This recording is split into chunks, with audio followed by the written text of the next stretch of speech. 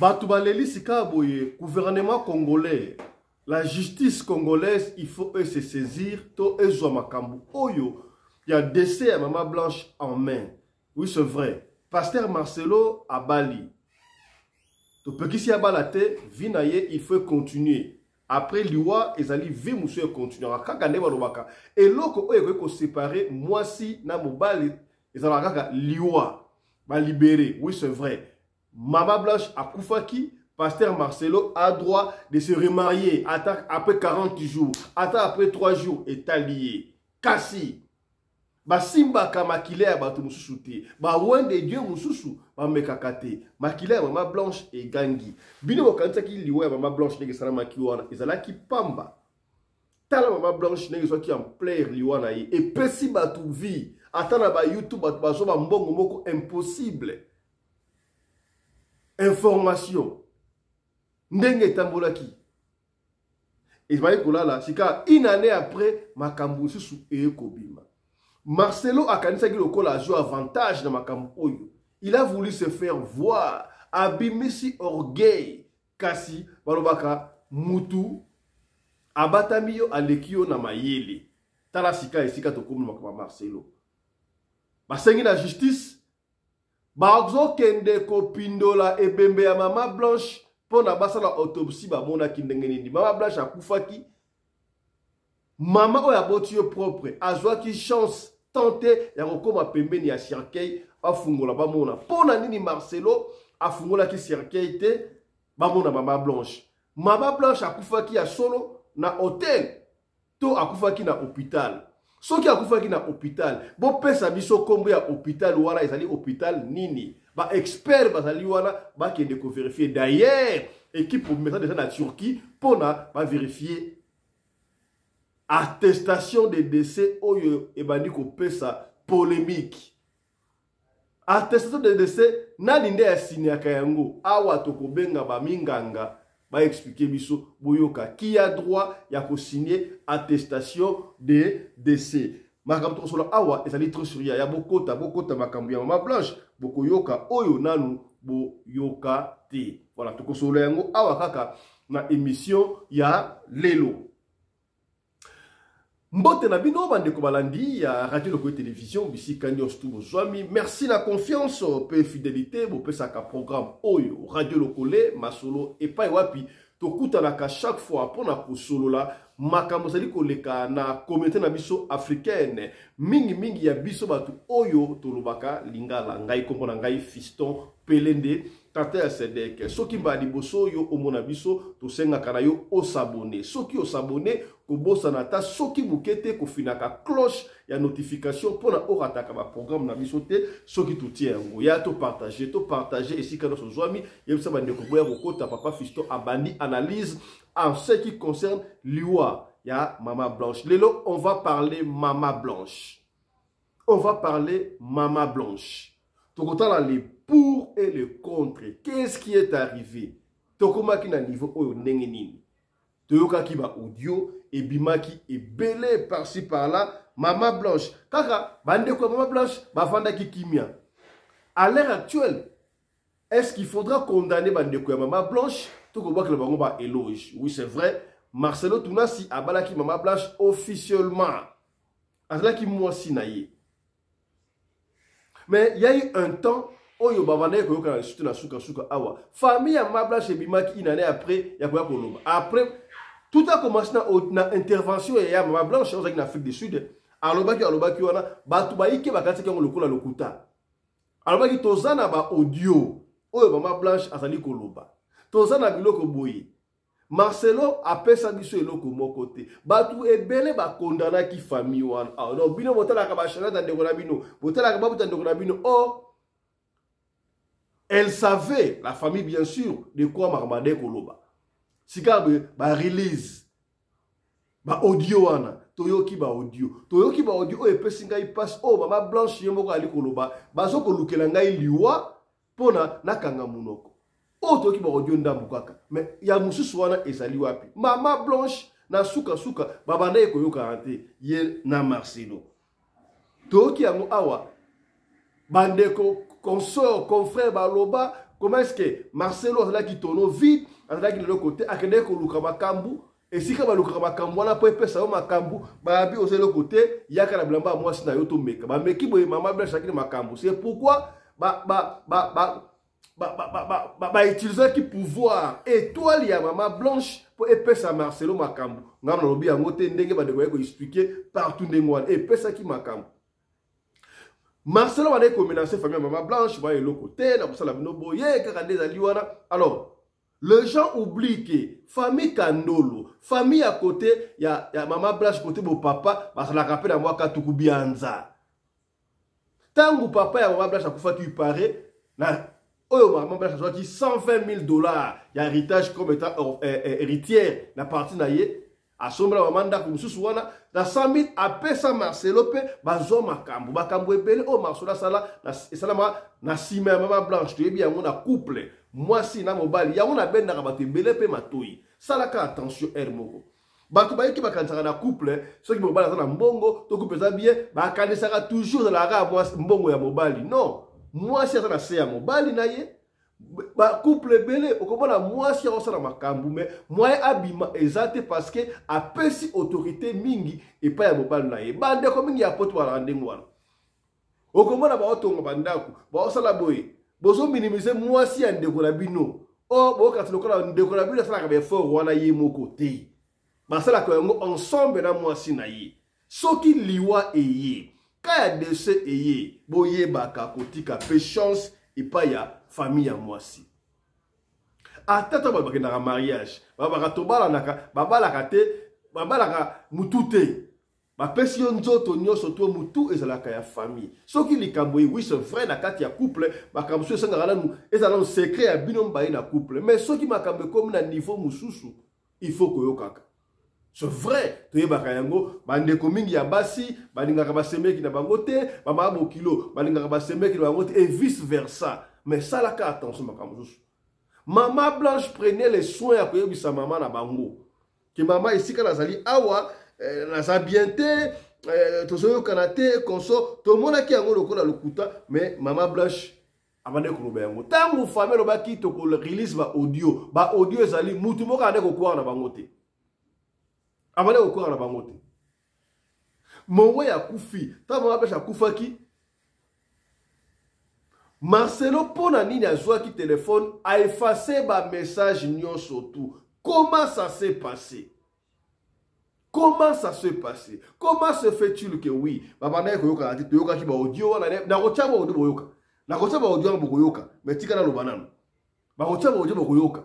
Mais babana ko yoka na te et c'est que voyage ya suka. D'ailleurs na ko songela yango to yoka ki on ba bino avant master sur makambu, il fera comme ça maman blanc surene kokumi saye ko adorer yango ade ko tinda ça na ba bibiel azonga akoba le kola commun parce que ma blanche asuka awa la beauté avait triplé le colère ba bibiel le colère ba bibiel pour un intérêt au yaye moko et ya tout ça la kamayele ya moko hein tout ça la kamayele tangu na sa kabino mobile no koma démon na yo moi ça koma démon na papa na lokola maman lokola tu dois te protéger toi-même que ça soit mobile to moi si er mususu tarmakambo. Maman va changer au Simbate, mais il se fait que Andima qui va quitter Turquie. Ce qui me cœur.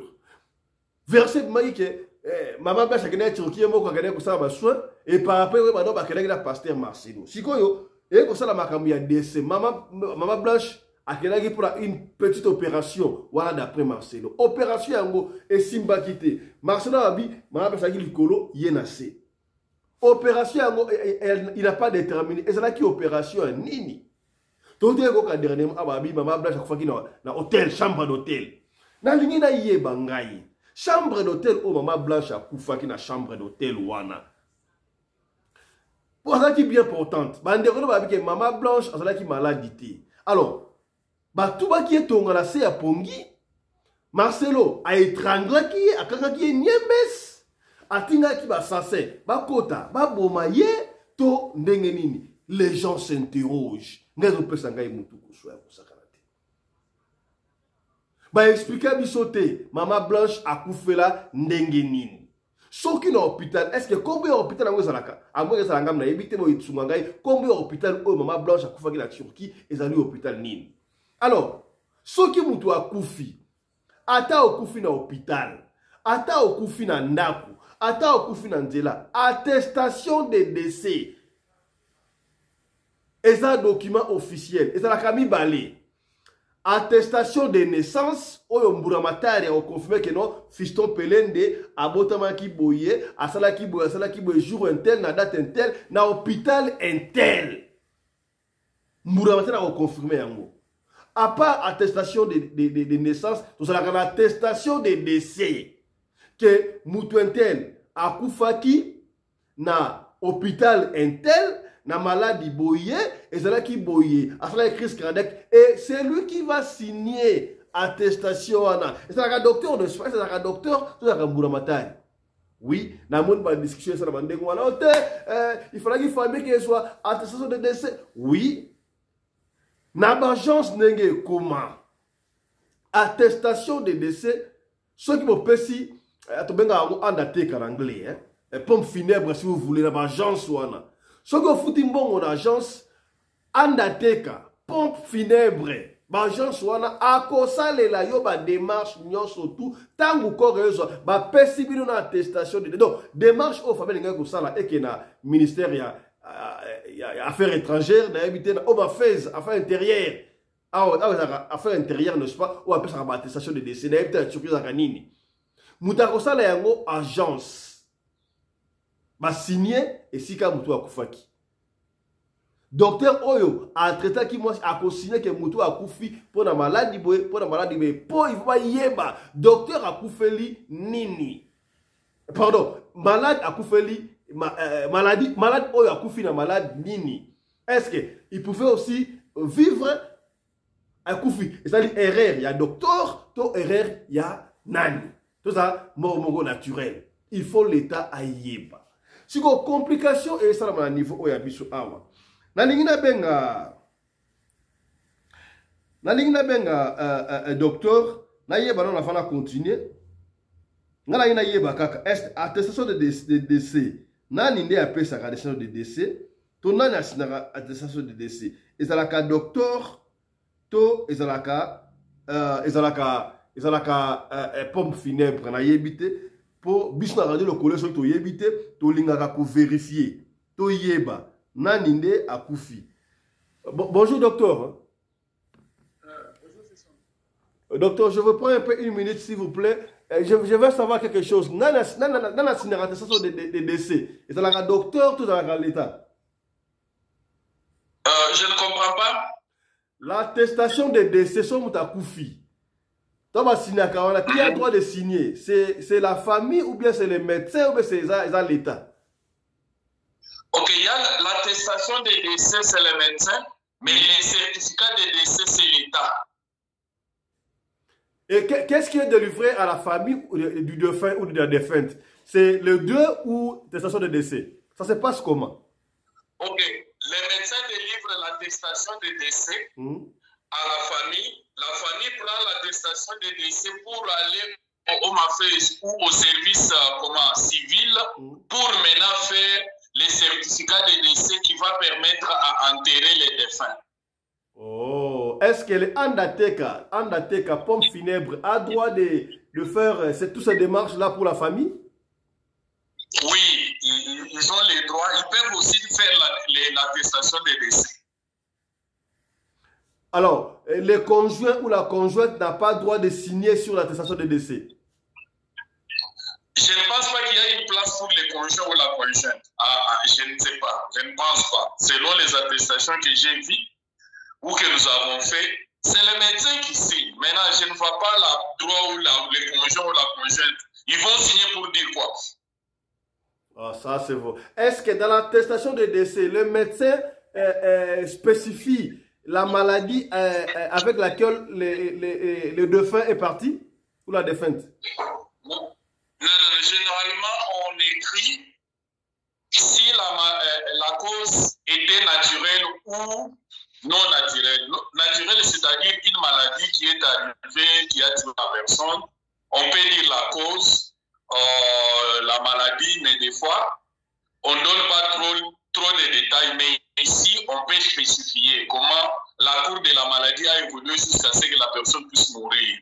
Les éléments qui ont contribué à la mort du décès, ça c'est un. De deux, si c'est une maladie ou une mort qui est...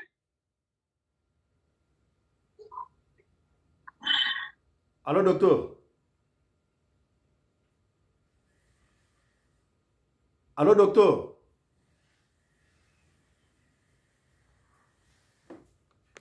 Allô, docteur? Voilà, je crois que le docteur a reçu un appel de l'autre côté. Voilà, nous sommes en train de prendre des précisions pour la décès. Oh, la radio le collé ailleurs. Bonjour, comme docteur Aoloba, qui a droit de signer attestation de décès. Bonjour, quand le docteur Azokoloba. Le docteur Azokoloba. Je crois que le docteur va revenir à nous. Est-ce que l'attestation de décès, Bakomaka, est-ce que Oyo, Mutakufaki? Si on fait un balabala, si on fait un hôpital, on fait un hôpital. Tout le monde à cause de Mutakoufeli. Donc, docteur a expliqué biso Makambouana. Voilà. Chico, en attendant, docteur Azongela Rabiso, on suppose que pompe funèbre, parce que. Oui, docteur, vous disiez. Non, il y avait un appel normal qui était entré là. Je disais que si c'était la mort, si la mort était non naturelle, par exemple causée par un accident ou quoi, le médecin doit dire, il peut donner aussi les directives comment l'accident est arrivé, est-ce que c'était un meurtre ou c'était un accident. Donc c'est ça. Est-ce que si quelqu'un meurt par exemple dans la rue, ou dans une chambre d'hôtel, je ne comprends pas, je suis un peu busy, je ne sais pas, vous êtes en ligne, qu'est-ce qui ne va pas? Je suis en ligne, je suis en train de prendre quelques précisions pour entamer quelque chose là, pour comprendre. Parce que nous ne sommes pas des médecins, les médecins peuvent nous expliquer facilement. On parle de... Il fallait me dire qu'est-ce qui se passe, comme ça je pouvais t'orienter, sinon là, vous me prenez à pied levé, ok.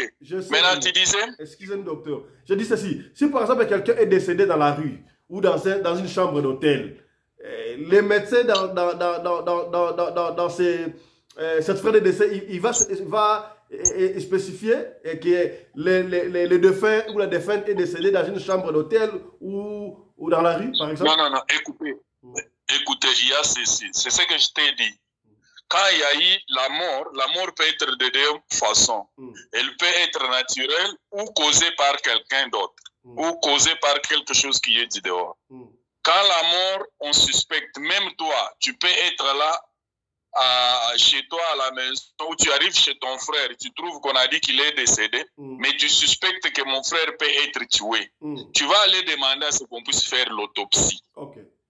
Parce que tu suspectes que la mort n'est pas naturelle. Donc, tu demandes l'autopsie. Les médecins vont regarder les circonstances et tout ça, et dire oui, je suspecte aussi que non, cette mort n'est pas naturelle. Quand la mort n'est pas naturelle, maintenant on va faire l'autopsie pour confirmer ce qui a causé la mort. Donc, quelqu'un qui est décédé par accident sur la rue, on l'a poignardé ou tout ça, c'est obligatoire. Même là, les membres de la famille n'ont pas le droit de s'opposer à l'autopsie. On doit faire l'autopsie pour confirmer les causes du décès. Et maintenant, là, on libère parce que ça devient directement la responsabilité de l'État. Est-ce que si quelqu'un est déjà enterré, on peut le déterrer pour aller faire l'autopsie? C'est possible? Oui, c'est possible. Non, il y a eu beaucoup de cas où on a déjà déterré les gens pour faire l'autopsie. Si on soupçonne que non, la personne était empoisonnée ou était il y a ceci, cela. Il y a beaucoup de cas comme ça. On va déterrer pour faire l'autopsie. Tout comme on peut déterrer juste pour faire l'ADN, pour confirmer s'il était membre de telle famille ou telle famille. Merci, docteur. Il y a des cas comme ça qui... Une dernière question, on va vous laisser, on vous a pris après lever. Docteur, est-ce que l'attestation des décès ou certificat des décès, si par exemple quelqu'un meurt en Afrique du Sud ou en Turquie, est-ce qu'il est nécessaire que ce document puisse être translate en français? Ça se fait? Je ne comprends pas ce que vous dites. Translate pour quelle raison? On peut transmettre translate un document, par exemple, ici nous sommes dans un pays anglophone, quelqu'un meurt en Afrique du Sud, n'est-ce pas? Le corps va être rapatrié au Congo. Est-ce que ces documents-là doivent être translatés en français ou ça peut rester en anglais? La anglais? question que moi je vous pose, c'est que quel est le cas que vous avez? Vous travaillez sur quel cas? Parce que je risque de vous donner les informations qui vont vous troubler ou qui ne vont pas cadrer. Vous voyez, si vous me donnez les cas, les cas qu'on a ici, c'est celui-ci. Maman Blanche est décédée. Elle est décédée en Turquie. Le certificat que son mari, pasteur Marcelo, nous a présenté, c'est en français. Disant que non, elle est morte en Turquie. L'attestation a été délivrée en turc. Mais on a pris les soins de translater ça en français. Est-ce que c'est possible? Non, c'est possible. C'est comme tout document qui peut être traduit. Bon, je ne sais pas. Quand on traduit les documents, on les traduit. À la fin, là, on écrit que ce document a été traduit. Parce que vous ne pouvez pas traduire les sceaux qui est mis là. Vous ne pouvez pas traduire la signature qui a été mise sur les documents. Donc, tout document normal, tout document possible d'un pays à un autre peut être traduit. Ça, c'est un. Mais aussi, il faut vous poser des questions. Est-ce qu'en Turquie, vous êtes sûr qu'ils ne parlent pas français? On parle seulement l'anglais. C'est ça ce qu'il faut se poser comme une question. Parce que moi, je sais que chez nous, au Congo, quand vous allez au Sénat, on a toujours posé des questions de savoir. On a toujours posé des questions par rapport aux documents qu'on vous livre. Ces documents vont où? Si on sait que les documents partent dans un pays francophone, on l'écrit en français. Si les documents partent dans un pays anglophone, on écrit en anglais. Maintenant, c'est question de savoir. Le médecin qui a délivré ces documents-là a délivré avec l'intention que les documents partaient dans un pays francophone où il a livré en anglais, on a traduit. Là, ce sont des questions qu'il faut poser à Marcelo pour savoir où son entourage, ou les membres de la famille de la femme de Marcelo. Est-ce que l'attestation de décès a un numéro là-dessus? Et le numéro, si seulement si on peut mettre le numéro, c'est le numéro. Ça a toujours eu des numéros. Le numéro, même les certificats. Ce que je vais te dire, c'est ceci. Il y a un problème. Il ne faut pas vous baser sur l'attestation ou quoi. Il y a la différence entre l'attestation et les certificats. Je t'ai dit, l'attestation, c'est le médecin qui délivre ça. Mais les certificats de décès, c'est l'apanage de l'État. C'est soit le ministère du Home Affairs comme ici en Afrique du Sud. Au Congo, on appelle l'État civil. À la mairie, comme on dit. Vous allez prendre l'attestation pour confirmer que cette personne est décédée. Tel médecin a confirmé que la personne est décédée. L'officier de l'état civil prend ces documents-là avec son ID et tout ça. Il vous donne maintenant les certificats de décès. Il confirme avec ce que le médecin a dit. Pourvu qu'on enlève cette personne-là dans le système du Home Affairs, on met qu'il est décédé. Ok. Et le numéro au-dessus des certificats de décès, c'est le numéro de l'hôpital, le numéro de l'officier de l'État ou c'est le numéro de... C'est ça que j'essaie de te dire, que comprends que nous sommes dans des entités différentes. Si l'attestation vient, il viendra avec les numéros de l'hôpital par rapport au nombre de décès qu'il y a eu ces jours-là ou ces mois-là. Mais quand ça va arriver au Home Affairs va établir maintenant les certificats de décès par rapport au nombre de décès qu'on a déjà enregistrés ces jours-là ou ces mois-là. Donc, ça ne peut pas avoir les mêmes numéros. Est-ce qu'on peut aussi... Ça, c'est un. De deux, attendez, mon frère. De deux, les systèmes sont différents. C'est vrai que l'OMS veut qu'il y ait un système homogène, conforme. Mais les pays diffèrent. Et comme les pays diffèrent, il peut y avoir des petites modifications. Ce n'est pas standard que ça doit être comme ça. Vous devez faire les recherches pour savoir. Si vous allez sur l'Internet, vous allez trouver les modèles d'attestation de décès qu'on délivre en Turquie et les certificats de décès qu'on délivre en Turquie. Opposez un peu ça par rapport à ce que vous avez. Très bien, docteur. Une dernière question. Est-ce que ça peut être possible aussi que numéro à pompe funèbre en daté se trouve dans le certificat de décès? là, je ne sais pas. Je ne peux pas répondre à là. Nous, on se limite là où je t'ai dit. Les détails de Andateka sur les numéros de décès, je ne sais pas comment informer. Je sais que quand on prend, la famille retire maintenant les certificats de décès, il va donner ça à Andateka parce que c'est la Andateka qui va enterrer. Merci beaucoup, docteur. Ok, merci. Voilà, c'est important pour nous de prendre un expert en la matière. Il nous a expliqué, Makam Oyo, il y a attestation de décès, un certificat de décès. Il a bien expliqué la différence qui existe entre l'attestation de décès et le certificat de décès. Voilà, nous allons maintenant entrer en la matière parce que j'ai voulu que vous puissiez comprendre de quoi nous parlons. Parce qu'il y a un peu de bohaha. Ici, dans la radio locale, nous partons puiser l'information à la source. Alors, nous ne sommes pas orgueilleux. Si on ne connaît pas la matière, nous, on va. Vous avez écouté ce qu'a dit le docteur, un expert, un docteur de très haut niveau, de qualité, expert. Voilà. Qu'est-ce que nous allons faire maintenant, Teokiwana? Pour la vérifier ma campo, il y a Google vérifie le tout. Toi qui es dans Google, toi qui es dans Google, qu'est-ce que nous allons vérifier? Attestation, certificat de décès, certificat. Il y a tout ça, on s'appelle la bino, hein. Certificat de décès. De décès en Turquie. Radio locale télévision, ça la banalisme intellectuel. On va pas. Voilà. En Turquie, le certificat de décès appelé Olum Belges. Excusez-moi, je ne parle pas turc là. En Turquie, le certificat de décès appelé Olum Belgesi en turc est délivré par le bureau de l'état civil.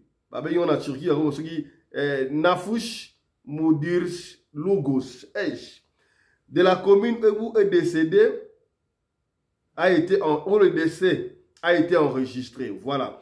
Pour les étrangers, il est généralement recommandé de déclarer les décès à l'ambassade, voilà, à l'ambassade de leur pays d'origine, qui pourra également aider dans les démarches. Oui, c'est possible. Alors, obtention du certificat de décès en Turquie.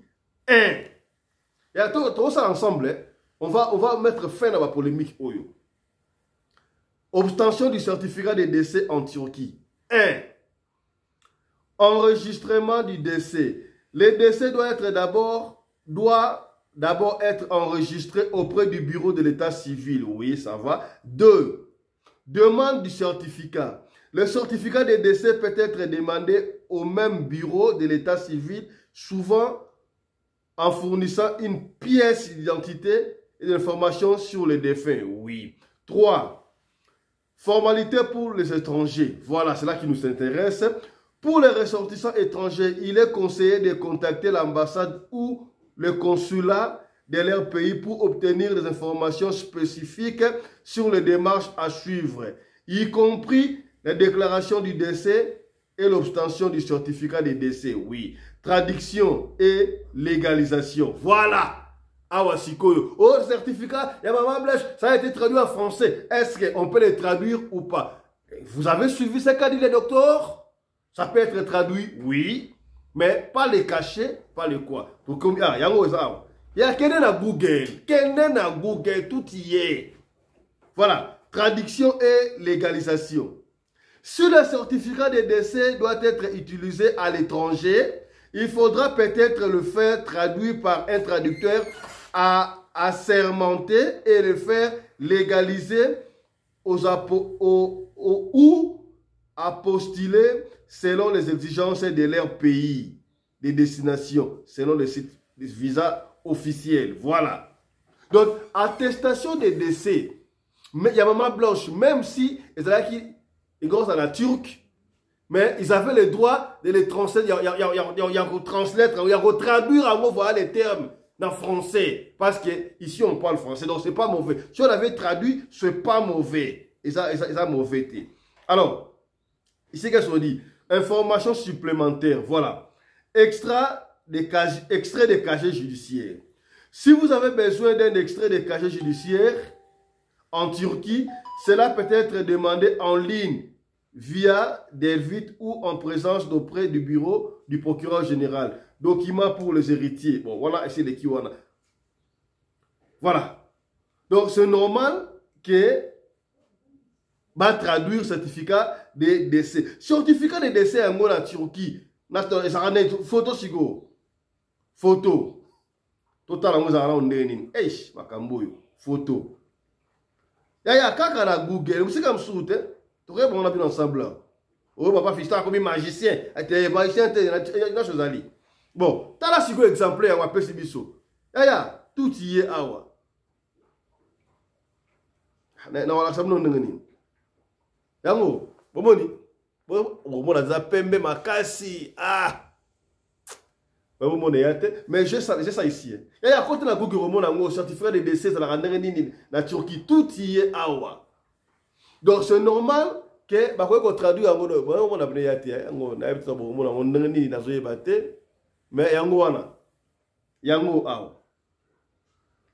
Donc quand on dit que il y avait un numéro, docteur Alobi, oui, bah, après ça, attestation de décès, moutoua signaka yango, ezali médecin. Médecin ko signé yango, que non, moutentel akufaki, akufaki boye, akufaki neloko boye, akufaki neloko boye, oui ça va, akufaki, nalikamu boye. Médecin sali yango, bah suite attestation de décès, wana bake nango pa mburamatari, na oma fez. Oma fez, alors ça, c'est certificat de décès, pour la kodeka ke moutentel akufaki. Dans le numéro, il y a des sortes de décès et vous en avez numéro au hôpital. Oui, parce que l'hôpital a prouvé. Mais c'est fort possible, dans le certificat de décès, et dans le numéro, il y a l'État, tout est hôpital, parce que c'est l'hôpital qui va couvrir. Hôpital a un numéro pour vérifier le nombre de décès au Salamaki, Mukoloa Ndenge, docteur a expliqué ça clairement. Si les gens s'interrogent, problème est ça. Dans ce numéro, il y a un certificat de décès. Il y a Maman Blanche. Babengi kuna ebimi andateka. Andateka c'est pompe funèbre. Hein? Il y a une pompe funèbre andateka. Bakei kuna liboso on avait reconnu on te reconnaîtra qui en gros biso sala qui en gros mais par après baye kotuna nani nde a signé awa nde na kwa histoire kuna batali ko nana sinaki a o témoin muteya ko signé. Témoin ko signé la certificat de décès. Moutoua c'est dans la attestation de décès d'abord. Il y a deux choses. Attestation de décès, na certificat de décès.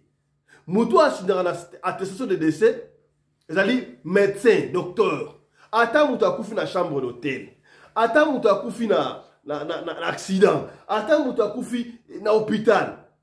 Tango baké l'hôpital, médecin rotal a dit oui, moutoua bayaki na ye, akoufa ki boye. Mais donc, cause de bomiye, ezali boye boye. L'hôpital a droit à causa la autopsie, même si la famille refuse. C'est le docteur qui a dit. Il faut qu'on a cause. Oyo, mon way a koufé inango. Si on a attestation de décès, il y a Maman Blanche. Bah comment a koufa na nini? A koufa na nini? Attaque dans la chambre d'hôtel. Attaque koufa kiwan. Attestation de décès, bah comment na nini? Tout ben ni docteur, aboki docteur. Même si c'est en français, parce que awa, tout na site officiel. Tout site officiel. Site officiel. Yaya Malwazo Robenga, c'est Robenga. Voilà. France, une minute. How are you? I'm okay. Can I call you after some minutes? I'm live on show now. Okay. Donc, et tout comité m'a noté. Moutawe ko signé la certificat d'attestation de décès à médecin au signé. Si vous avez signé à signer l'attestation de décès, après si, soit dans l'agence, après si, bazu yango do musala o famille ngai ko sala, andateka ko sala yango, akei si ko pa mburamatari. Na attestation oyo médecin signé, et ça le numéro à hôpital.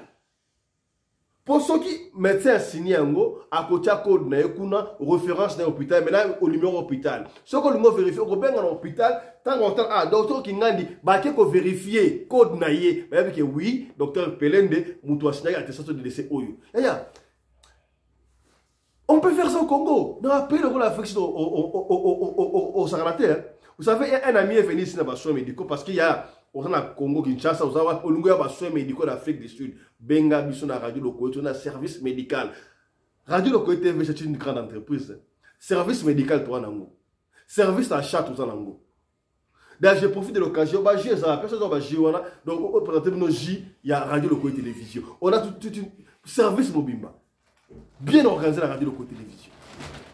Toi même dans l'hôpital parce que attestation l'hôpital est siliciko hier il faut baso bakisi. Il y a un docteur a commis ordonnance. Token à pharmacie. Pharmacie est avec tes bakisi ba beti code ya docteur ba bengi hôpital. Oui docteur interne kuna code de bimi. Ba nous avons une photo ya docteur on a traité mutuana. Mutuana kamona bi aux Afrique du Sud. Alors c'est simple. Je profite de l'occasion. J en bon J hein. J aux J à radio locaux télévision. Kitoko wapi ya. Bazui wapi. J oyo. Yo kenaka sport, yo kenaka gym. Olo me la mai te J oyo. Ils ont la graisse, ils ont fait son endurance, bonne santé. Boni hein, J à radio locaux. Et si ka boza partout, au lingo te ka J o na magasin na yo na boutique na yo. Oh ba ils ont ma futa te zali J. Kala mingi te so Dieu prêt à sungi biso, bo comment la ma futa. Oui, radio locaux et télévision. Voilà. Yango boni hein, ils ont ma futa, ils ont J, il y a radio locaux. Mai gout mo na jamais. Maya radio locaux ils ont déjà J à côté J wana. Donc à la minute mail qui a radio le collège TV Fondation et Rokota Nango. Voilà. Je disais.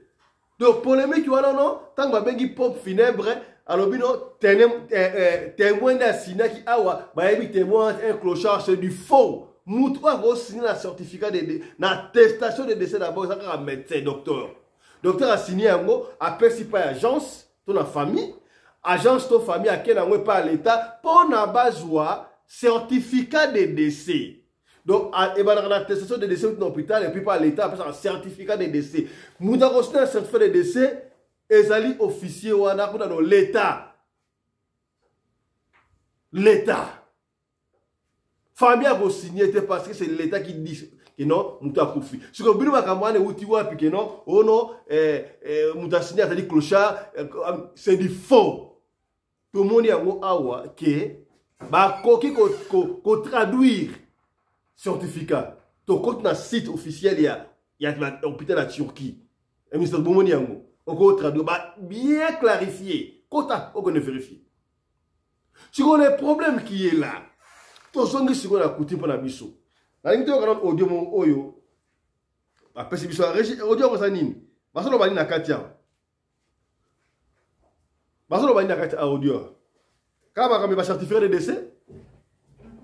Hein? Tu as un audio, tu as un audio. Je vends des wanates. Maintenant, tu vends des mandats, bouboué. Il y a ce qu'il y a, il y a des kuna sous tête et des rendez-vous dans la ville. Tu commences à 20h40. À 21h, juste, tu vas 15 ou 20 minutes après. Il y a mon yakouti, vous faites quoi ici? Surprise, même si non, c'est pas la téléphone. Mais c'est oui, surprise. Mais tout le temps, est-ce que monsieur n'a pas mis le biscuit, ok? On va faire la nuit, avec un sac, on peut dire, moi, c'est Maman Blanche qui parle. Donc, on a audio, il n'y a pas de souci. Les problèmes qui se posent, c'est quoi? Maman Blanche a Koufi. Marcelo n'a pas pris le temps à considérer la famille que moi, à Koufi. Maman Blanche a Koufi. Marcelo Mobal n'est bien sûr. Malgré la traduction, il y a certificat de décès, ou ils ont normal, parce que ça, il y a pays où les docteurs expliqué biso. Mais il fallait quand même appeler ta copie et pas la famille, appeler si copie, tu as un téléphone, capture d'écran. Moi, la fois, on n'a pas spécifié, moi, avec maladie, à Koufi. La famille de Maman Blanche avait les droits, plein de droits. Yakoya va fungoli cercle ba moni nzoto. Il paraît que famille à Maman ba mona nzoto Maman Blanche té. Ba mona ngondere mona biso. Kutu biso ba libanda il paraît to yeba que Maman Blanche a koufi avant famille na biologique yeba. C'est ça le problème. C'est ça qui n'intérêt ni. Na intérêt ni Marcelo a bombaki ko et puis ba tia on a cinquantenaire ba boyi même na famille et pousse la pembeni et bon. Wana ekomi ikamususu. Est-ce que si regardez que Simba, Baba qui famille est plus en accord, to aboya qui famille, baso a responsabilité parce que la famille de Maman Blanche avait droit ke mwana manga kufi ndenge corps ye wana basa la corps wana pe autopsie ba yeba akufi na nini parce que autopsie à Mama Blanche et salamaki d'après docteur de expliquer que et salamaki parce que résultat autopsie ezali wapi Mama Blanche était enterrée dans précipitation dans intention nini Sika a famille la famille de Mama Blanche a le plein droit à porter plainte et puis ba kende malombango soit qui va saisir Mburamatari c'est le droit à déterrer Mama Blanche. Tout le monde a pas belé. Là, le docteur l'a dit. Bon, mercenaire lobby. Bah, qu'on déterrer Mama Blanche. Bah, ju ADN. Bah, sali autopsie. Bah, yeba Mama Blanche a koufaki na nini. Ce qui va être en clié. Ce qui va être tongaï. Ce qui va être la BPL. Ce qui n'est nini. Il faut to yeba. Si ko, ce qui to yebi wana. Alors, Marcelo, ce qui va être sa biso famille. Yeah, to comme famille Mama Blanche. Biso nyo surtout to comme la famille Mama Blanche to ba ndeko basi pour la nini ndeko kufaki au boye ko la attestation de décès original attestation en français attestation en chiluba fallait tout monde la ki Congo bon pour la nini tu n'as pas voulu que famille biologique même maman a boteli au moisi à s'approcher dans corps pembeni ya corps ya moisi naï et comme absurde les gens s'interrogent okunda ki ya ngomba pour la nini et ça il tuna totuna okoye bisa biso pour na nini obala ki Mama Blanche mo na biso le 23 juillet bon tango akufi to pekisi obala te to kabwani ba ataba na kati mais yo oyo ko bala susu mwasi oyo le 23 juillet de susu date wana pour na nini c'est quoi ezali significatif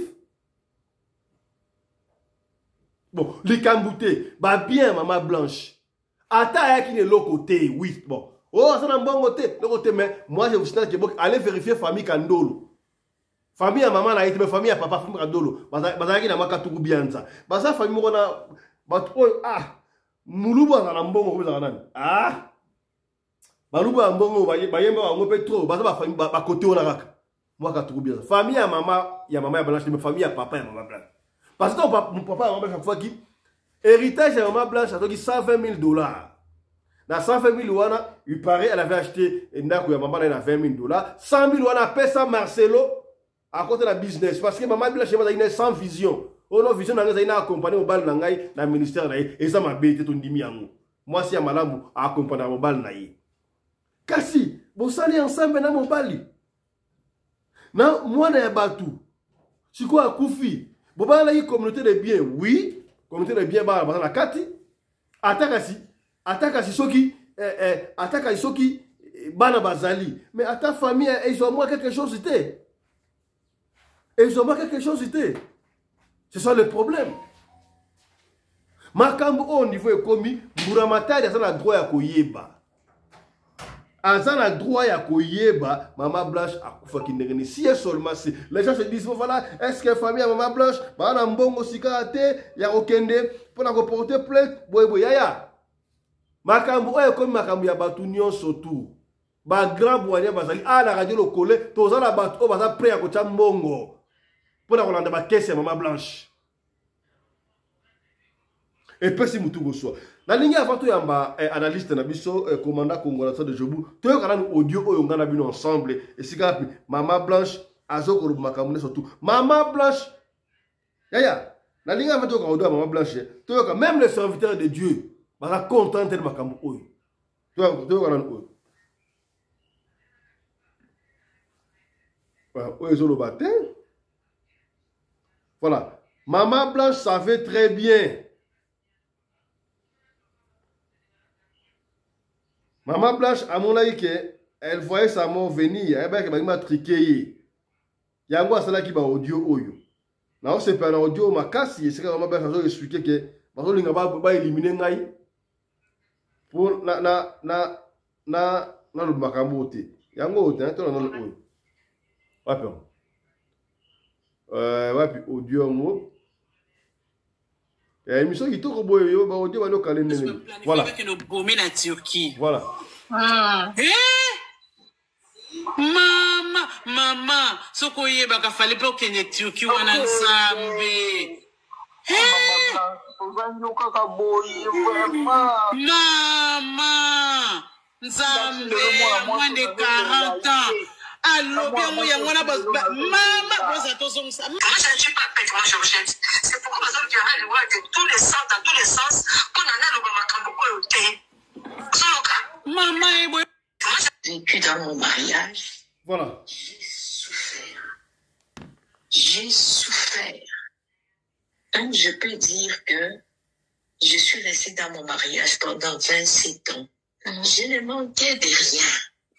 Vous comprenez? Mais je n'avais pas l'affection. Je n'avais pas l'intention de mon mari. Et chaque fois, mon mari m'allait me détruire ailleurs. Mais ce qui vous vendit naïnandako, c'est que tu vois quelqu'un qui n'est pas content de ce qui... Alors, qu'est-ce qui s'est passé? La bête qui crise mon koumoué à cœur. Na kwe aki kaka bouye na kweyi. Na bombe le bune loko yo. Na bombe bune loko mais to kana suko afate ba invité. Ba matière ezali na éviter to kosuka ndenge na mama Blanche oyo. Na ndio ka loko oyo. To sali moi symbiose ya ba voir mama Blanche ya makambeleki boyeboy. To ka ngo ensemble ndenge mama azoyo ça. Parce que pasteur Marcel qui ba audio nyonso tout yayi. La fond de mama Blanche a supprimé nzoka ba audio mama Blanche na ko tindela mama la bango ba conversation tanga mona ke so beba asayi be moi ça mayele moi sio a transférer ki yango déjà pas mama la bango tangu famille va dans bato na ba audio to va se ko le kuta maintenant ça c'est quoi landa to landa ensemble oui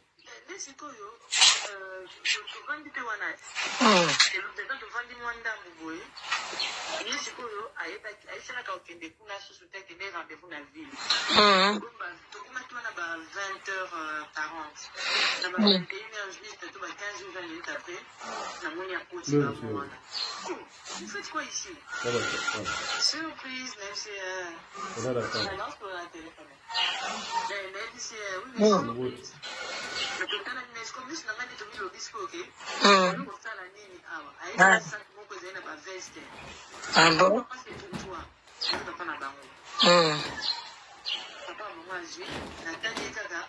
La bonne annonce, ça semble. Moi, laisse-moi, bon, au revoir, attendez-moi à l'hôpital.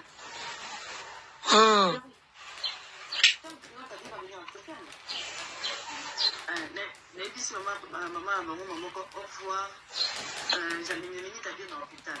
Maman, on va te dire, on va pour un mot, c'est la première fois, on va faire le mot. Ah, maman, je t'accompagne à l'hôpital là avec ta bien. Maman, je suis capable de dire, maman, moi aussi je vous accompagne. Bon, je suis quand même dans le tigre.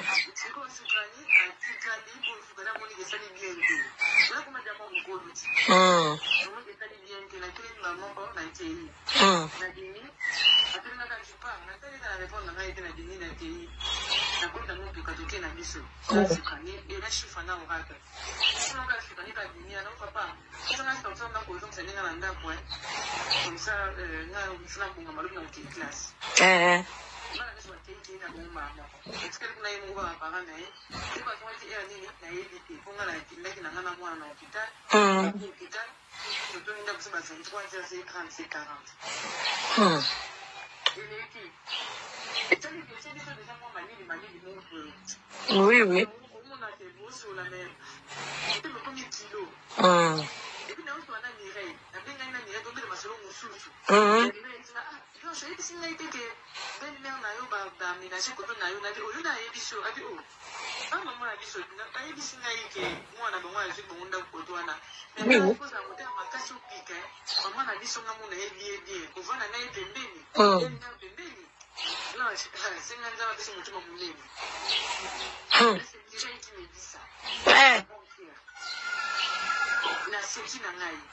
Maintenant, ce qui se fait arriver, c'est quoi? Aujourd'hui, les matins, maman a 10h05 ou 10h10.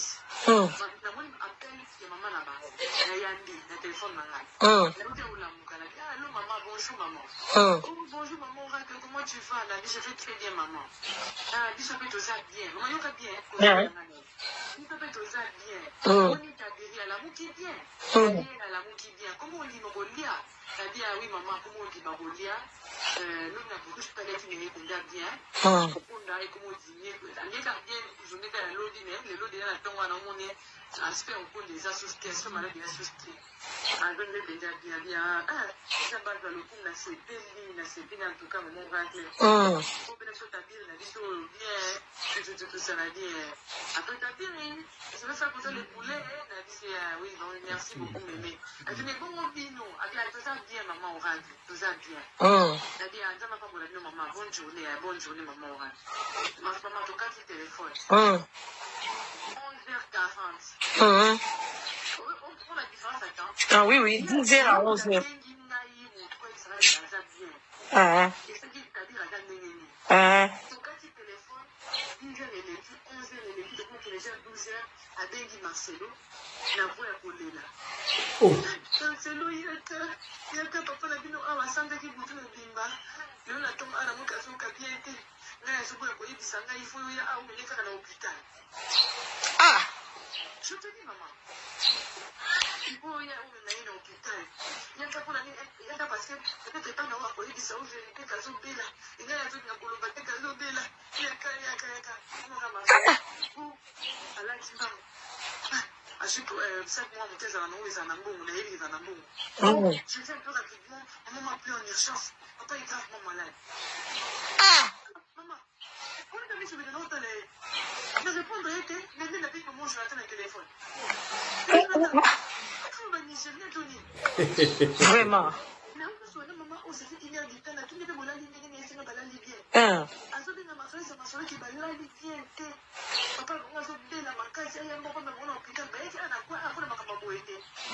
Oh. Je sais que ça m'a fait plaisir quand son fils vient pour poser avec son mari. Tout le temps qu'ils passent ensemble, ça lui fait plaisir. Tout le monde, ça fait plaisir. Oui, oui. Mais il ne faut pas qu'on ait un handicapé un couple qui n'a pas souffle. Déjà, la police a bien dit qu'on va se il y a qu'à Yomoko. Oh. Ah bon?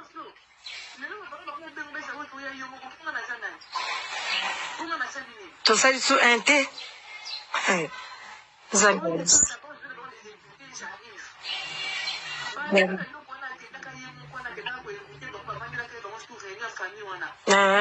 changements d'année, il y a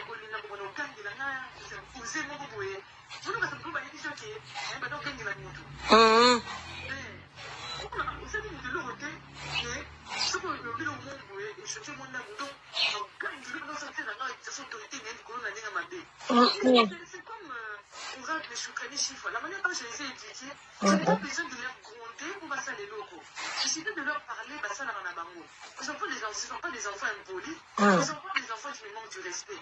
Pourquoi je peux hausser les tons sur eux? Je sais bien que tu es en train de faire. Moi, je ne suis pas une fille impolie. Je ne suis pas une fille à problème. Vraiment. Tu me dis non. Mais pourquoi tu veux me dire non méchamment? Qu'est-ce qui se passe chez toi? La réponse était comment? Et je n'ai tellement qu'il n'a plus rien dit, maman va télévenir, ça compte m'agresser. Et puis, c'est même dit, maman, tu te dis, bon, tu te rends la scène, la cause, c'est la banane.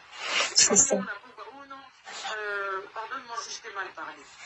Et tu as vu, c'est un caractère beaucoup bizarre, hein. C'est un caractère beaucoup bizarre. Si on t'a dit d'être un homme méchant envers moi par tes parents, sache que tout le couple ne l'aime pas de la même manière, hein. Ce qui est papa, il couple est méchant envers moi, et vous, t'es des bamoni. C'est une bénédiction. C'est ça. Ils ne sont pas des grands amis. Vous, t'es des bamoni. On a vraiment. Qui est bien, qui ne peut pas permettre à quelqu'un de venir entrer. C'est ce que tu m'as toujours dit. Mais ils ont cherché par tous les moyens à trouver. C'est plus leur maman. Oui, oui. Il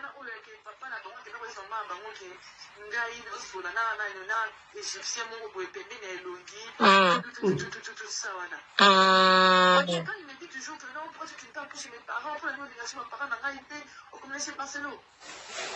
Pour moi, la garde dans mon tour n'a été papa, maman, nous va traiter des prostituées. Là, on paye la lumière, un Égyptien carrément que moi-même je suis en train de payer de l'argent. Dans un niveau, on va passer sur un avion. Vu que tes sœurs vont faire ça, c'est pas moi qui va faire ça. Je suis jamais sorti avec un homme aussi bas. Jamais. L'homme le plus pauvre, on a du mal à Esaïo. Qui ne va pas me dire ça.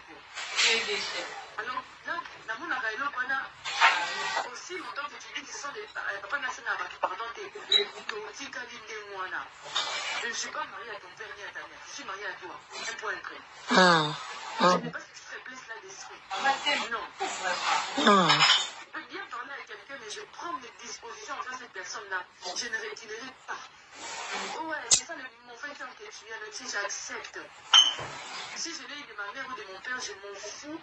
Mais je sais que je ne suis pas quelqu'un qui retire facilement. Ok, reste, fais ce que tu veux. J'ai dit oui, je fais ce que je veux. Mais ma parent n'a eu en tout cas que relation dans la vie de moi de Bosso. Il faut vraiment que je peux pas être hypocrite ou quoi, par moi. Je peux pas être hypocrite ou quoi, par moi. Je suis pas hypocrite. Ah, c'est une femme très dangereuse. Oui, elle est en train de jouer un rôle. Oui, que depuis qu'il y a un problème, il y a copié sa luison ici, hein, a gagné. Alors, il est en train d'entrer dans votre union. Il est en train pour la côté. Et ça, le quoi, cerveau, ce qu'ils ont serré. Il y a ce fumé, cerveau et c'est ce qu'il est en train de faire. Mais pour que ça lui donne quoi? Est-ce que c'est la volonté? Non, maman, elle a l'impression que moi,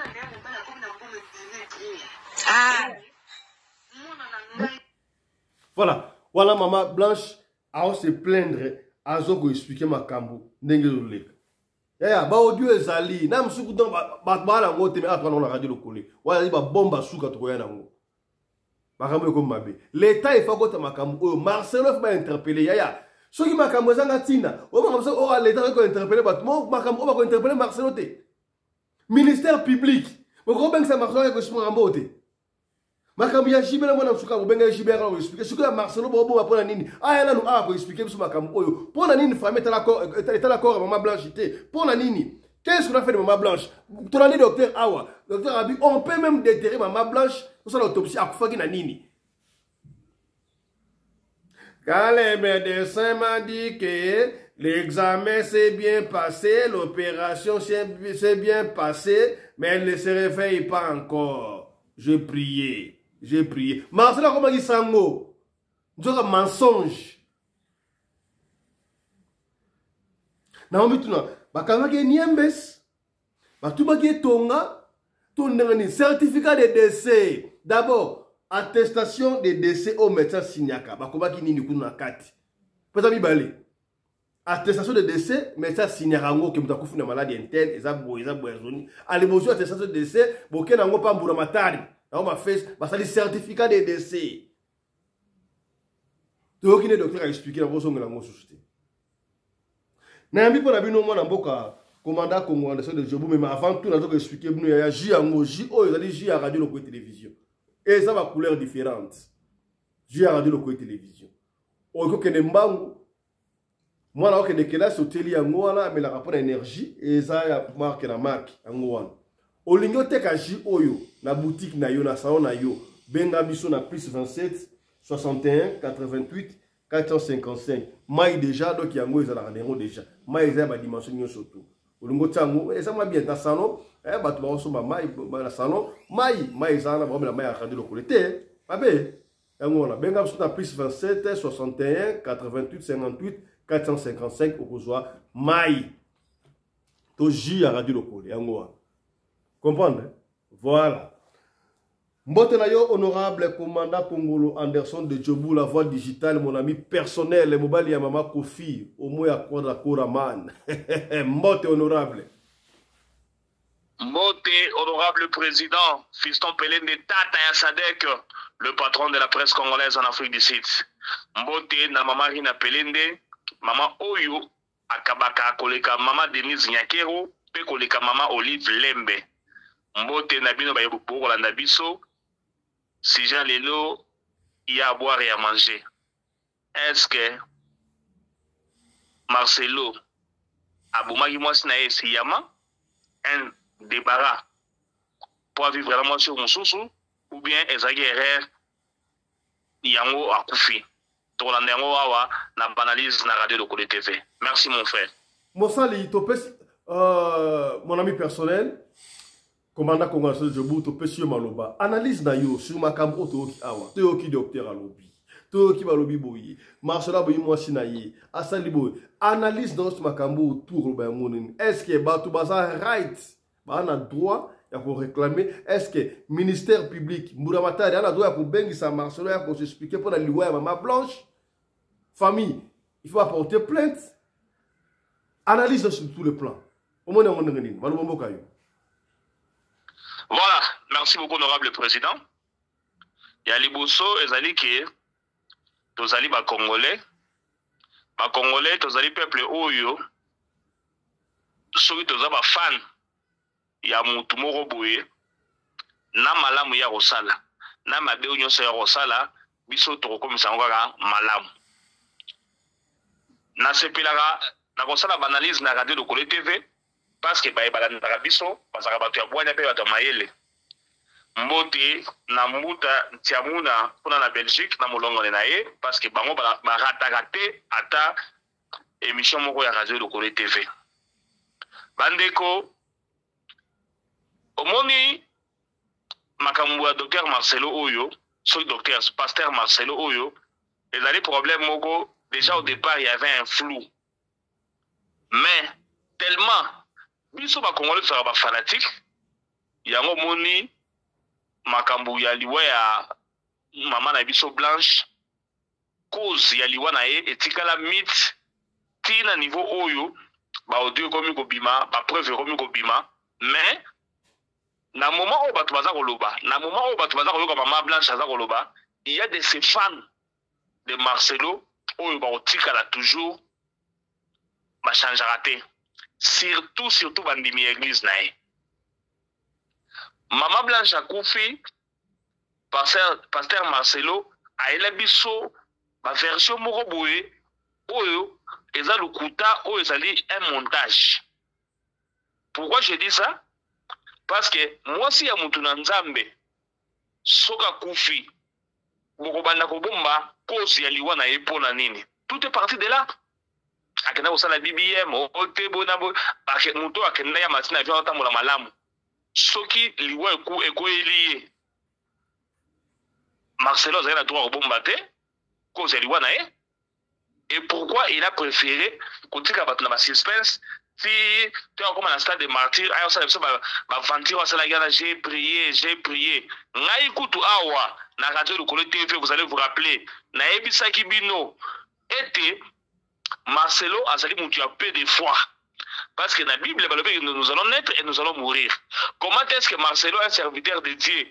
Il dit que moi, ça koufi, ya bouilli, a comme ça, mais là, j'ai prié. J'ai trouvé ça normal. Pour un serviteur de Dieu, il y a Trump d'ailleurs. Vraiment. Pourquoi, nyonso wana, na se wana, makambe bombamana, ezalaki wana. Bandeko, ngai na radio Lokole TV na bisa kabino toujours, tout ça la banalise moko normal. Na minute na osenga bino bolanda ngai bien. Mama Blanche akufi, Marcelo a eu vérité. Soit abomaki siyama pour se débarrasser d'elle, akomaki élément nuisible pour naie, soit abomaki siyama pour se débarrasser naie pour vivre malamu na moi so ya outi komanda na précipitation, soit akufaki par erreur. Ndenge to monaka ex-président Nabiso, vient Nabiso maréchal abomaka maman Antoinette par erreur, mais et ça n'a qu'un côté monsieur se bon débarras pour tirer revivre na maman Bobi la dawa a bettre écoute des pieds dans les boumou et compliqué et à Canada l'hôpital au Maroc où me marier na liwa. Donc peut-être ça n'a pas ça au bon maïté na ça méchant a chaudiner a bettre pour pointer na ça les boumou il paraît d'aller en retard allez ne te sera qui non et me na liwa na ça peut être la même chose pour Marcelo. Marcelo connaît la cause de la mort de Maman Blanche. Wana, il n'y a rien à enlever là-bas. Si koyo toye na mboka na biso Congo. Ndenge docteur alobaki na biso akeno bakoki ko déterrer corps ya Maman Blanche pe ko sala ngo autopsie pendant que va cause liwa na e wana premier point mais le deuxième point ezali que mboka na biso bondi milangai ba ko sala yango te 1 ba ko déterrer corps wana te 2 malgré docteur alobai que on peut faire ça mais politique na mboka na biso na justice na mboka na biso et ko sala yango te. Tout le monde connaît que la justice de notre pays reste quelque chose de non sérieux. Tout le monde y a procès à Constant Moutamba Awa. Donc, justice à Mboka Nabiso, famille à Marcelo, il y a maman Blanche, Bazali na Mbongote, il y a la face, na pasteur Marcelo, pour na la vérité, il y a maman Blanche. Peut-être un jour, Banana Eso Bakoli, soit on va sacrifier papa na bango, ils veulent nous dire la vérité, soit celui papa na bango Koufi, na liwa morobo peut-être il y a vite fait, et que bana bani va faire la montée, m'a expliqué par tout maman na bango Koufi nini, bango ba on ozala déjà na retard. Honorable président, ngai na kosenga na actionnaire il y a Radio Lokole TV, ba ndima na bango te ko bebisa mbongo pona ko futa ministère public à sala poursuite judiciaire contre Marcelo pour aboutir na ilorote.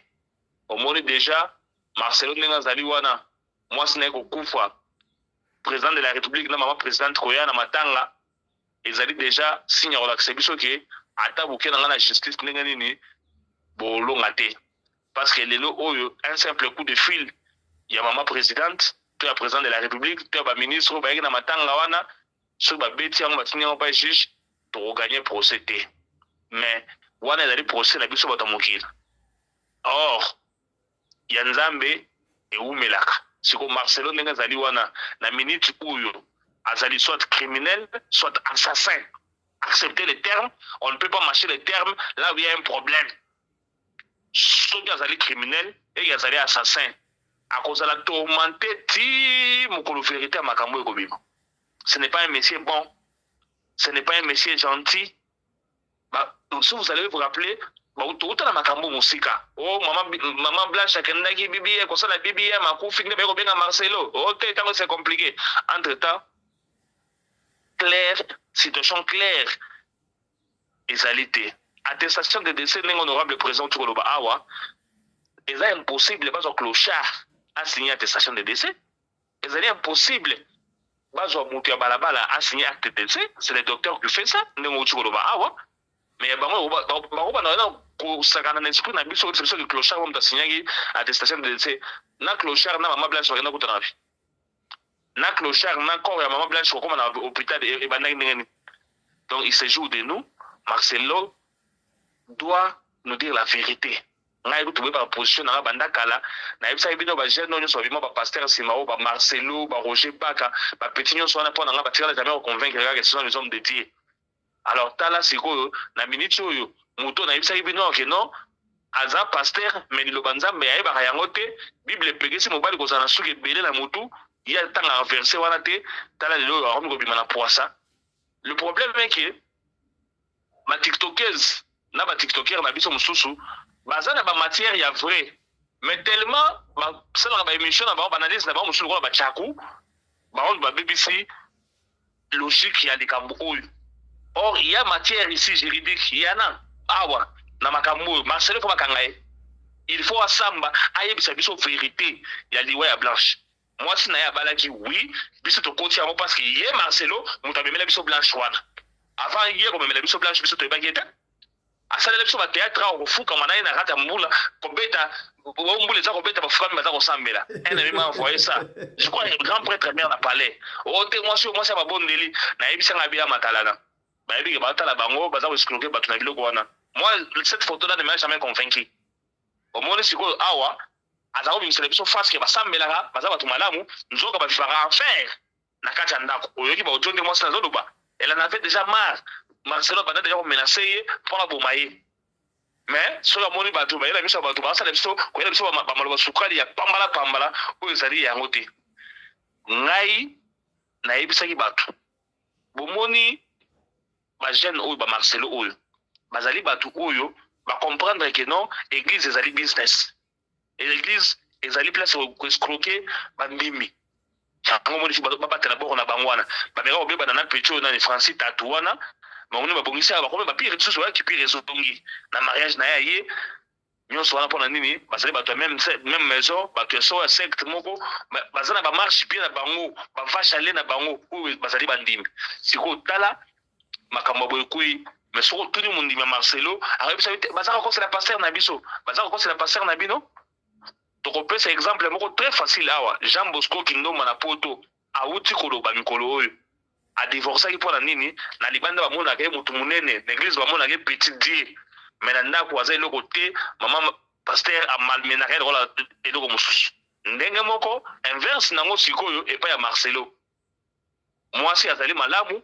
mubali mutu mabe oyoki ya mama Blanche koloba ndenge ochili bato koloba nini atunye mutu na muke pamba adasuki ya zongisela be papa ngana tunye mutu na malembe ondasuki bopona nini so ne sali akiti donc bandimi baza ko soka bato lokola banzambe ça ne sont pas des dieux ni même pas des petits dieux okomona mwasi na ndako aza kopesa confiance ya pasteur koleka mobali na ye okomona basi mususu baza kolamela pasteur elubu koleka elubu aza kolamela mobali na ye c'est une erreur grave oza komoni confier na bato moko okosoba problème no ya ndako oyo osoumettre pa bato moko ozoka za couple ya pasteur na ngai botika biloko wana ba problème na bino na ndako bosesa ngambilo mibale po mema kwa pasteur et voilà Jean Bosco Kindoma tout ça na baona Kinshasa wana aza l'église monene sima ya gendarmerie kalamu wana sima kombe ya kalamu mais ti ba ko divorcer ba kabona na mwasi na yana mwasi no sala pe église na tellement yebi secret likablo ba kaboni o akesa likablo ne côté mususu o be akesa likablo côté mususu les bandits batazo wana image un couple fidèle un couple loyal un couple bon mais mwasi asa ko malmené mo ba la parler ndenge moko na Marcelo akoye na bino l'église catholique là c'est un affaire allez prenez ça mettez ça sur les réseaux sociaux je m'en fous yé ayebi ba effet ya réseaux sociaux mettons Blanche à Koufi pona nini te alingaki akata yo mo radio ne bandeli allez kana télévision avec sa biso vérité ya liwa Blanche abomba yango pona ni tiens on s'est levé au théâtre na stade des martyrs j'ai prié ko prier le kuta pour préparer pour préparer nzela pour aux Esther au fond na palais assassin criminel Marato honorable le président Maramoboya Matsama mafuta pambao. Merci beaucoup. Merci beaucoup, honorable commandant Congolo Anderson de Djobour. C'est par ça que nous bouclons émission Nabiso et Lelo, il y a Maman Blanche. Tokozonga, les sous. Tokozonga. Tolinga qui est sur le Makamba, attestation de décès, Makam au docteur Aloubi. Tokozonga. Les messages à Goloba, ils ont ébélé. Vous avez un premier soin. Totika qui va tout le temps. Ça, on va voir ça, la fois, Maman Blanche. Tika, on va dire le collègue, to yé. Pour ressentir Makam Blanche. Madame Sougani, on aura pas le dossier ça. Oui, le Bassou que ça dit que Congolais, Bino, surtout Bino Bandimi, Ramo Yango, Makamou Bandi, pour y avoir c'est ça, acharnement, pour y avoir c'est ça, oh, Bouena Boué. Mais, ne comme Maman Blanche à Zagoloba. Ceux qui Bino, vous aurez Marcelo n'a pas fallu Moro Boué. Dans le moment là, déjà, grande sœur à Blanche à Lobaki, grand frère né à Komikoloba. Et donc, il n'y a pas le fumet sans feu. Donc, Makambozali wana. Makambozali, milinga penza ya ebele, ya mwindu pe ya pemete ya malamu, milinga ya mabezali wana ebele. Batu oyo, Marcelo boza komona oyo. Ayebi, liwa ya Blanche. Et puis, tala nga zayo obina na mariage na ye. Un monsieur à l'aise. Biso kutu batu oyo to yebi ata Blanche yango te na vie to zoya to bataka ta souci mais ye moko kolo mwasi azali na souci wana te un homme heureux azu mwasi mususu et puis aza mutu akude ya oyebi soko tali mwasi ya nani ya pasteur nani oyo Kabundi Walesa azala ba forme moko boye bizarre mais soko tali Barcelona mutu akude obandi na Blanche ozo asuka oyo oya mibale oyo et puis soko zala otira attention te au Manchester wana ezaka Blanche wana donc aza mutu abashaka bagu wana apeta mutabagua mokili donc yesu pende monaka alors bino batu oyo bozala toujours ba Santo Thomas bino batu oyo botona molimo tembi bino batu oyo bokoma ndoko nyonso la polémique o lukuta famille à Blanche baza koloba non seulement sa grande sœur qui avait parlé son grand frère ou son frère je ne sais pas grand frère ou petit frère aza koloba makambo oyo donc il y a à boire et à manger car honorable président lobaki wana na komona ntina moko te moi c'est à Koufi, mon bala bomba bilo moi sur un ndako pour faire quoi biso to ba luba biso toza baafricain bato oyo ebembe ya ndeko na bino soki boza clair na yango te il faut boloba bosaka moto abomaki ye mabelanda ye mais outi koloba yango abia Marcelo apesaki bango ata chance wana te okopusana pembeni ya ebembe oya kosaka yo nani okopusana pembeni ya ebembe oya kotya dusa nzuri oza nani. Marcelo connaît quelque chose, c'est la cause de la mort de Maman Blanche. Biso ne toa boye awa na âge na ngai eza âge honorable président toza na ntina moko te ya envier Marcelo toza pe na ntina moko te ya souhaiter mabe mpona Marcelo mais soki ekomi ke bato ya puissant bato baza na kozwa bato baza na carnet soki na agenda ya monene ya connaissance babanda komalmene baoyo bazangi yango. Nous à la radio de collectif fait au télé nous devons parler et le monde doit comprendre que non tous allés pour la justice tous allés à contre Marcelo à petit nabiso avant penser nous avons pas d'accord malgré la maison à côté talibisoté mais il fallait pas bon la biso blanche pour si maintenant vous avez pas l'ester aba no rotuma famille blanche ya blanche batika na souci biso na radio de collectif fait au loba et puis ton conseil le honorable président c'est juste le début il y a à boire et à manger dans ces dossiers ici les garçons ici doivent être poursuivis par la justice. Merci beaucoup. On doit les traîner par la justice. C'est un méchant garçon. Au vendé à moi ça côté le bana si maintenant comme nous le libana au préféré au bomaye nous sommes ensemble pour ma secte na yo ba raison na mona route quelque part ba le big non ne va blanche le big non Marcelo azara mobali donc tokoye la bloc comme là tokoye la bloc comme voilà merci beaucoup honorable. Je rappelle avant de finir J Angoyo J à Radio Loco Télévision ils ont différentes couleurs donc bengabiso pour la se procurer na J Oyo. Voilà, J Radio Koyangoyo, J Kitoko. Un mot pour la J Radio Télévision. Et ça, Kitoko Mingi, voilà, la maille, la biche déjà, J Yangoyo. Alors, on se retrouve tout à l'heure là, pour la session sous Radio Télévision. On va toujours continuer à parler Maman Blanche, jusqu'à une nouvelle opinion pour toute la solution Makambo Oyo. Tala, Tina, il y a réseaux sociaux, Yango. Allez, portez-vous bien, santé de fer à tous. Maman Kofi, Mbotenayo. Chap, chap! Et merci beaucoup, honorable président.